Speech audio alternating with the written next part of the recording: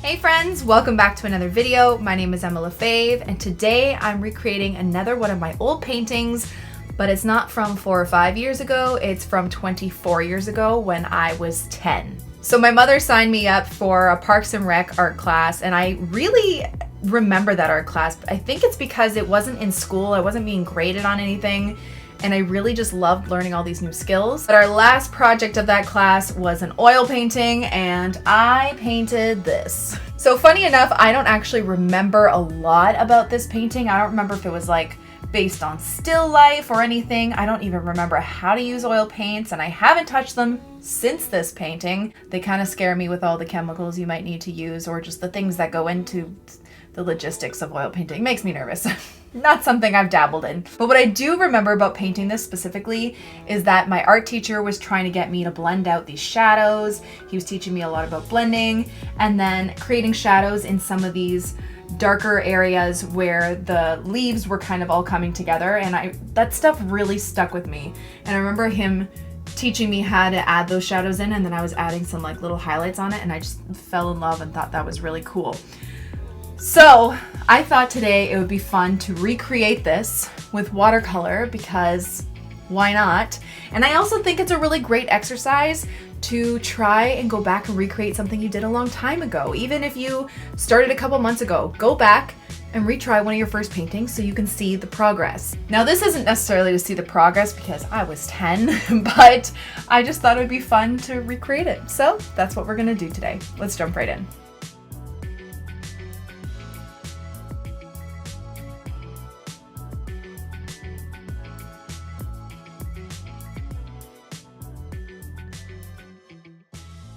Okay, so the first thing I'm going to do is sketch this out. Clearly I'm doing it on a much smaller canvas paper. I'm working on 100% cotton Paul Rubens watercolor paper. It's a block, and I'm just using a regular pencil and a kneaded eraser, and we're just going to start off by sketching this out. And I'm not going to try to directly copy necessarily. I'm going to change up a couple things. Like, what I notice is the position of these vases or vase. It looks like they're right at the edge of the table, which is funny. So like if this was actually on a table, depending on the angle, I feel like the table would come up a bit further. So I might do that, just change that up a bit. But other than that, I am going to try and stick to the same color palette and as much of the same that I can. But let's just start and see where it goes. So I'm gonna sketch out the table line here. And I gotta remember to make this smaller. So I'm just gonna do some general shapes, how big I want everything. I feel like this must have had to been a still life project, because I don't think I'd just think of this on my own at 10, nor would it be like the subject I would have wanted to paint at 10, but I mean, you never know, maybe. But I remember really enjoying that class, and just it kind of kicked off a lot of my love for art. I didn't do too much with art after. I originally went to high school for art. I went to an arts high school, and I went for visual arts. But I didn't enjoy it too much, and I actually ended up skipping a lot of classes. I didn't like being graded on art. I thought it was ridiculous, and I felt like I didn't learn as much, if that makes sense. I hated art class at school. I hated it, which makes me sad, because I feel like maybe if I had a different teacher that like made me fall in love with it a bit more, it might have been a different story, because I really did love art. But I remember creating or having to create like a self-portrait, not necessarily of my face. I feel like this needs to be shorter and fatter. But things that meant a lot to me. And I remember doing this sketch and sketching it out and then showing my teacher, and she was like trying to change it. But it was like, didn't you want this to be something that meant a lot to me? And like it felt silly for her to grade a self-portrait on something that was supposed to be specifically me. So I don't know. I remember just not really going back. And I actually went into the performing arts in high school and majored in that instead, which I loved far more at the time. And I still love doing that. This needs to be over more. I still love singing and dancing and acting. That was like my thing, mostly singing. But yeah, I really lost my love for art in high school. Picked it up a bit more when I was back in, I guess, teaching, because I just really like doing crafts with kids. And then when I was going through that hard time, I picked up the brush finally again after so many years of not. But yeah, it's crazy how things work out, and I never thought that this would be my career, and it is. Okay. So I might speed this up a bit because I don't know if you really care to see the sketching portion and me just talk about my life story. But yeah, let's speed this part up a bit. Okay, so my sketch is done. I know it's super light, it's hard to see. There you go. I mean, I feel like this could have been down a bit more, but that's fine. I am going to have a picture of this on the screen somewhere so you guys can see it, but for now I'm going to move it out of the way. Bringing in my watercolors and my brushes. Let's do a flat wash brush for the background.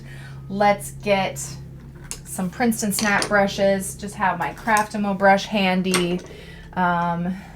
Let's just mix it up a little bit and we'll see what happens. Okay, so I think I'm gonna start with the vase. I left it brown in the painting, so that's what we're gonna do. I might make it a little bit more of like a clayish color and see where we go from there. So I'm gonna wet up my brush. I do have this like brown madder color, which is really nice. And then some burnt umber. And I think I'm gonna go with that. Okay, so just gonna kind of do the outline, wet my brush,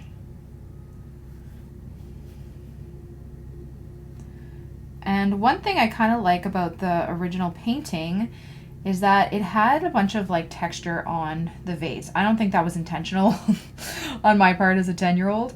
I wasn't really thinking about that. I think my strokes were just really messy at that point, but you know what? I kind of like it, so I might do some fun like little textures on it as well. I really wish I had a reference of what I was looking at when I painted this because I'm super interested. I really don't remember. It's funny the things that you do remember and the things that you don't, because I remember like adding those green, the dark green parts on the underside of the leaves very well. I definitely remember doing that and was like, wow, it was so beautiful. Just learning how to kind of shade and why you do that there because of how the light wouldn't be hitting that part of the vase or of the leaves. So just, I remember learning that and that stuck with me. But it's just funny what sticks with you and what doesn't. All right. Okay. So just went over this whole thing and I might just add a little bit of darkness, add some of the shadow while it's still wet, a little bit of that brown. And with watercolor, it's a lot easier to blend out. You can do the wet on wet.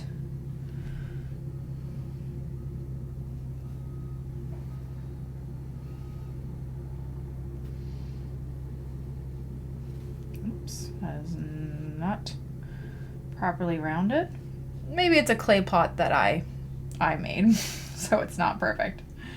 Let's just go with that theory. Okay, I'm just gonna drop some color where there would be a bit more of a shadow. Blend it out first. Not blend it out, but have it kind of bleed. And then maybe a little bit of shadow under this leaf would be casted. And I'm just gonna do some texture marks while it's still wet, see if it sticks. But if not, that's cool too. That's fine. So I know when I've apologized in the past that about the construction, and then people were commenting saying we can't even hear it. I can't believe you can't hear it. It's so loud right now. It's driving me nuts.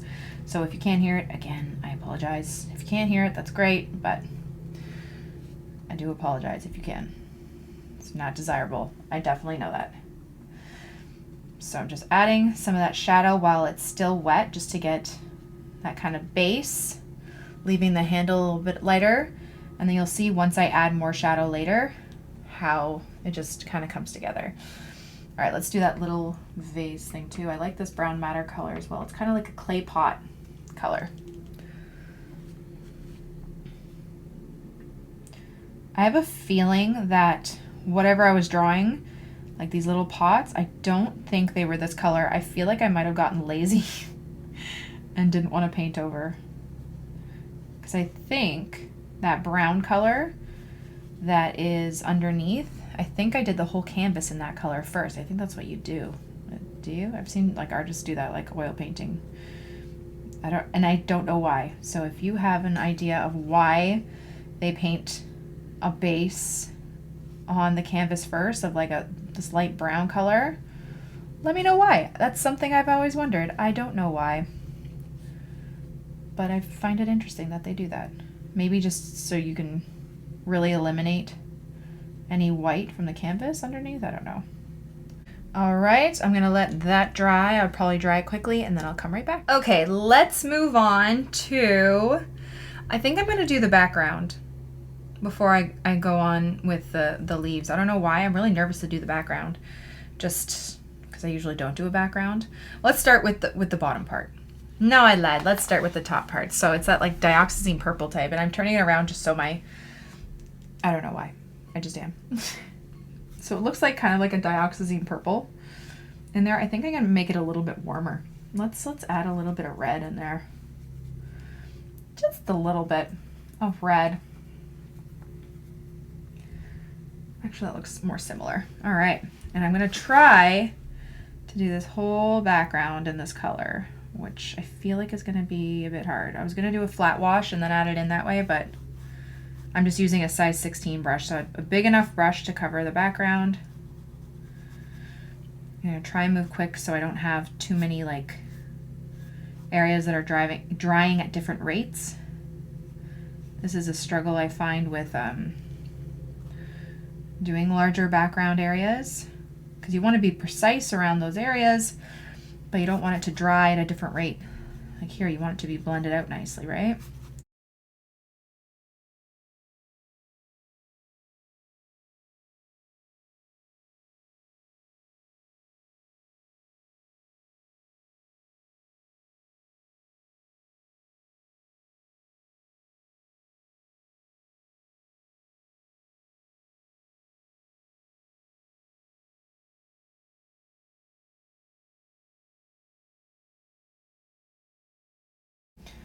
I'm just gonna drop in some more darker color in some areas. And honestly, if some parts have already dried and then you get those weird blooms, I kind of like it for this. You know, I'm not worried too much. Okay, so now we're gonna wait for this to dry and then we will come right back. Okay, now let's do the greenery. This is my favorite part. I love doing this kind of stuff. So I'm just gonna grab whatever green I have here. I think it's like mostly sap green. And I think I'm just gonna go over it all to start.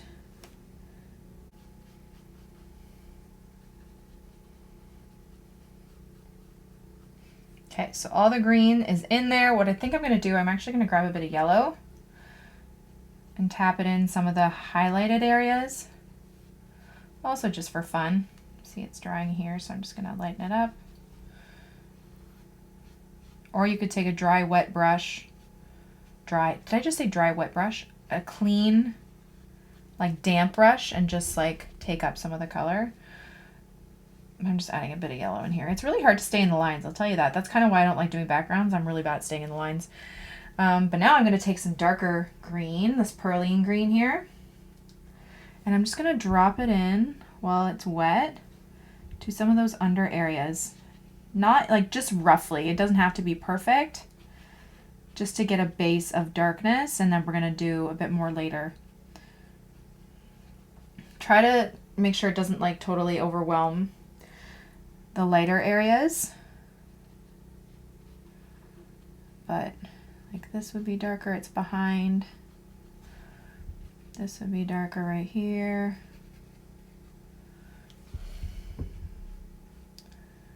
But this isn't a realistic piece, so don't worry if it doesn't look exactly the way you want it to. Okay.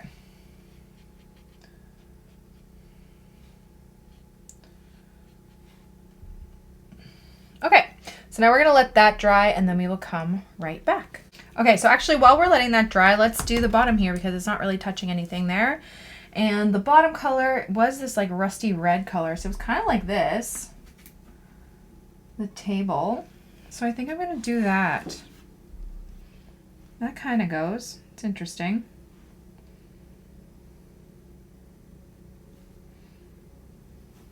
So I'm just gonna do a whole layer of this color first.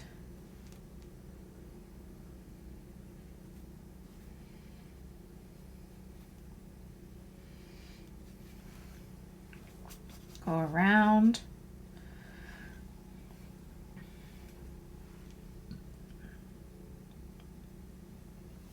I know it's a similar color to the pots because this is the color I used, but I might make it a bit more red. Definitely. And I am going to do a bit more of a darker shadow. I'm going to make it work. I'm just going to layer this color first. So I am just dragging out the color with some water here, just because the closer it is, it's going to be a bit lighter, and then the shadow is going to be kind of underneath. Not too much darker, but it's just going for a slight kind of lighter gradient down at the bottom. Okay, and then I'm going to add in some shadows with Wet on Wet. And because it's like a reddish color, I'm going to add a little bit of green to this red. Contrasting colors. Grab some Hooker's green.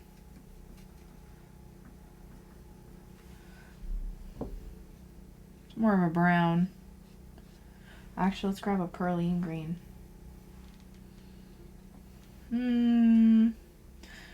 Maybe I should do more of a grayish black color. I don't know.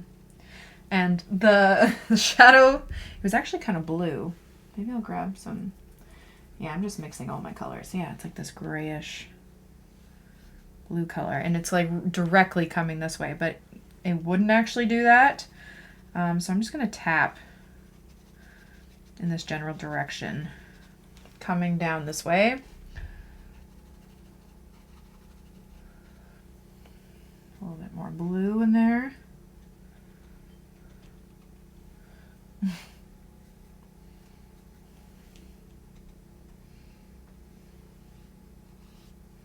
Okay, now let's let all of that dry, and then we're gonna come back and start doing the detail. Okay, now that it's dry, let's start working on some detail. I think my favorite part to do are gonna be these leaves, to make them look like they're kind of folded over, and it's gonna be super fun. So let's do it.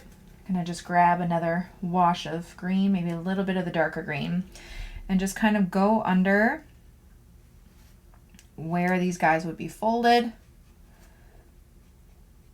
and darken it up, just like that.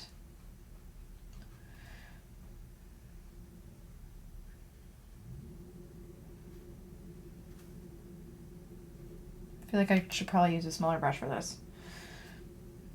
And just add it a little bit darker. Like that. Let's grab another brush, shall we? I'm gonna get my size 6 Princeton snap brush. Let's do one over here. This is definitely not perfect at all, but this is really fun because I feel like it looks like my 10-year-old version, but different, you know what I mean? Like I could tell, like if someone just showed me this painting, I could tell you'd be like, hey, that's just like the painting I did. I think we're kind of staying true to the composition and colors and everything, so this is fun. Darker down below, and then right underneath. Like so. I'm going to do another one that's not touching a wet part. Maybe outline this a bit.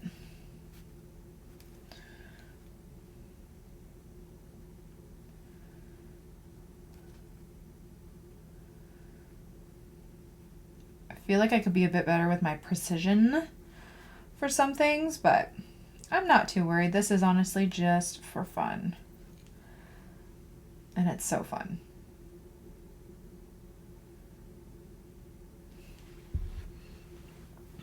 Look at that depth. Look at it. Look at it. Okay, I'm gonna add a little bit. This one's not folded over here, but I'm just gonna add a little bit to the underside. Wash off my brush, dry it a little bit, and then blend it out. Wash off, dry, blend. Let's do some shading on this pot, or actually we'll start with the smaller pot. And I'm just gonna use the same kind of like reddish grayish mix. And shadow, where would the shadow be?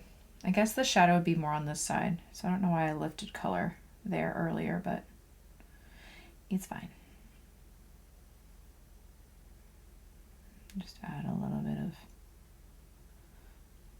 line around here. Let's blend it out.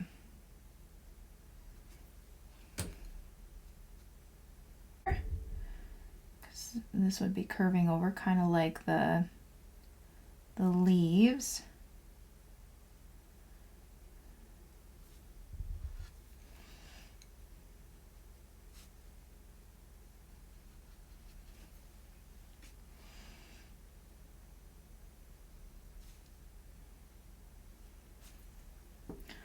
Gradually make it lighter here, then also grab a little bit more color here to darken it right there and up here.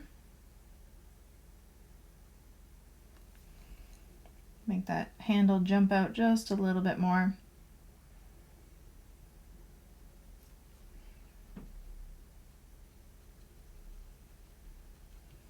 Maybe a bit of dry brush action. And curved. And oh, well, why would there be a shadow? There would be a shadow over here. I wasn't thinking. But maybe the shadow is just because of the handle. I don't know. Okay. Let's do more of a shadow on this side because the light source is coming from behind that way. So there would be more of a shadow right here. You gotta think about your light source, and I didn't. But that's fine. There's no pressure. This isn't a masterpiece, right? Wash and dry my brush and just blend it out. Blend it out. Blend it out. Bring it under here, like it's casting a bit of a shadow. Like that, blend it out. I don't know.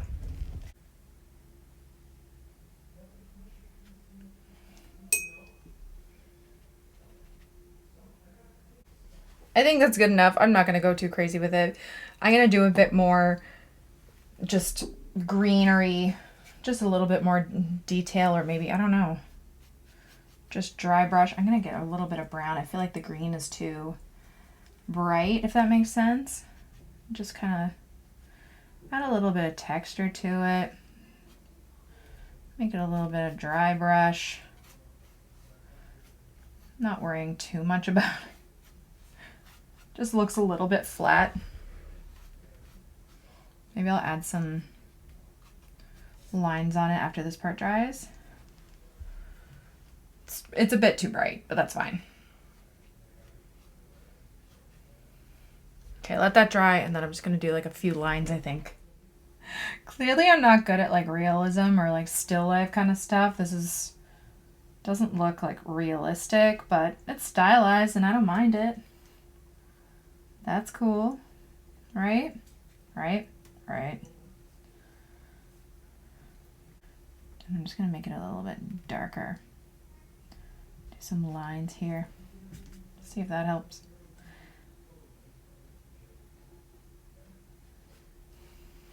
It's something, right? I mean, honestly, what I learned from this is that it's fun.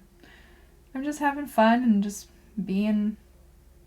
enjoying an old nostalgic painting that I did and seeing how I could turn it into a watercolor painting today, and I think I did just that.